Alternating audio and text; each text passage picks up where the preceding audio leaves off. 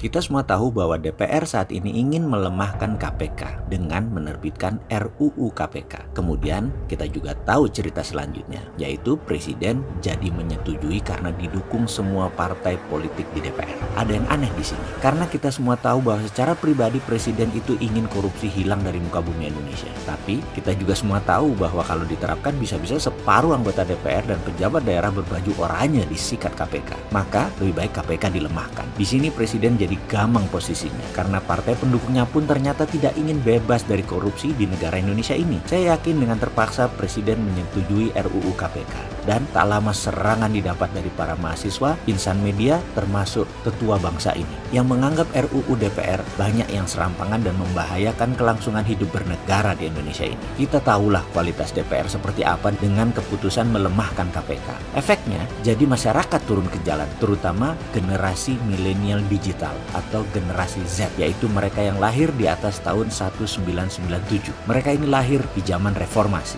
di mana mereka merasa generasi tua di atas mereka mengambil hak mereka kebangetan. Generasi di atas mereka berhutang yang banyak yang membuat nanti mereka yang menanggung bebannya, yaitu entah pajak naik, entah fasilitas negara hilang, belum lagi cicilan dan pokok dari hutang tersebut yang manfaatnya saat ini mereka tidak terlalu rasakan. Apa buktinya? Sekarang ini kerusakan lingkungan terjadi, pembakaran hutan terjadi, hilangnya sumber daya alam karena dijual dan dieksplorasi habis-habisan, dan gaduhnya terus-menerus generasi tua di atas mereka karena urusan politik terus. Kembali ke Perpu, 40 orang hadir ke istana, tokoh masyarakat itu mengingatkan Presiden bahwa RUU KPK itu melemahkan KPK. Yang dijawab Presiden, tetapi didukung semua anggota DPR. Oke, dalam frasa ini apa pendapat sahabat? Kita lanjut ya. Lalu Perpu diusulkan yang isinya membatalkan RUU KPK agar balik semua ke awal, dan itu akan membuat KPK kuat untuk melibas DPR yang korup, pejabat yang korup, dan lain sebagainya yang membuat tanah air kita disebut negara korupsi hilang. Maka kita sekarang menghitung suara toket, tanda tangan